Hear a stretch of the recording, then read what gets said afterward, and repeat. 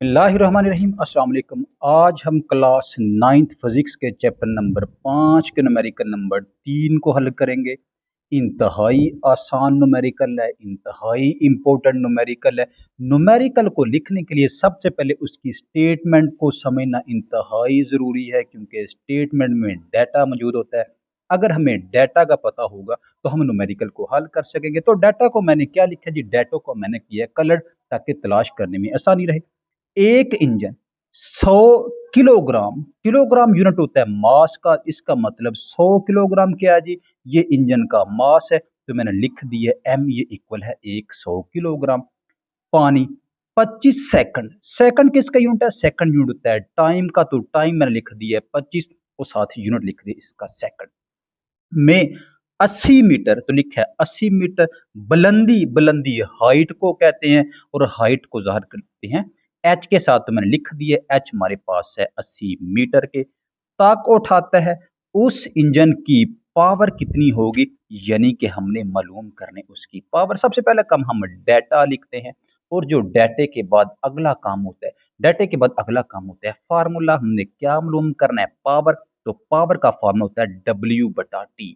तब हम value put करेंगे। टी की तो वैल्यू हमारे पास मौजूद है, लेकिन W की हमारे पास वैल्यू मौजूद नहीं। हमें पता है W किसके इक्वल होता है, W ये फॉर्मूला होता है mgh के। जहां W होगा तो हम क्या करेंगे, वहां हम पुट कर देंगे mgh। तो W था तो मैंने क्या किया, इसे W की जगह पर पुट कर दिया mgh और T वैसे। अब क्या करेंगे, तमाम वैल्यू इस फॉर्मूले में पुट कर देंगे। सबसे पहले जी हमारे पास m, तो m किसके इक्वल है, m इक्वल है 100 के। तो मैंने m की जगह पर लिख दिया 100। आगे जी, जी क्या चीज है जी, जी डाटे में मौजूद नहीं है, लेकिन जी की वैल्यू एक गिवन होती है, याद रखेंगे ये फिक्स है। ये वैल्यू जी इक्वल है 10 मीटर पर सेकंड स्क्वायर। तो जहां जी आएगा यानी कि ग्रेविटेशनल एक्सेलरेशन, हम वहां 10 लिख देंगे।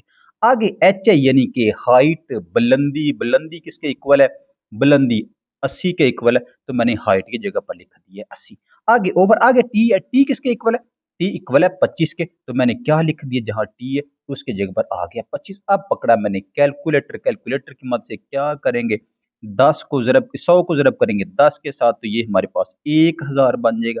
अब 1000 को जब हम 80 से जरब कर देंगे तो हमारे पास बन जाएगा 80,000, ये बटा पैसे आ जाएगा। अब क्या कीजिए, कैलकुलेटर को पकड़ा है, 80,000 को तकसीम कर देंगे 25 के साथ।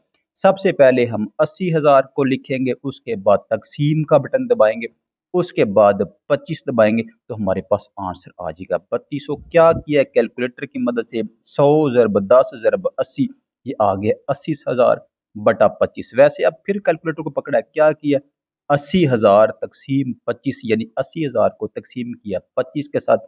पहले 80,000 का लिखा है, आगे तकसीम का बटन, फिर 25 लिखा है और उसके बाद इक्वल का बटन दबाया, तो हमारे पास इसका आंसर आ गया 3200। हमने क्या मालूम करना था, हमने पावर मालूम करनी थी और पावर का यूनिट होता है वाट। को फिजिक्स न्यूमेरिकल की समझ आ रही है, आपको फायदा हो रहा है, तो मेरे चैनल को जरूर सब्सक्राइब करें, ताकि मेरी हर आने वाली वीडियो आप तक बर वक्त पहुंचती रहे।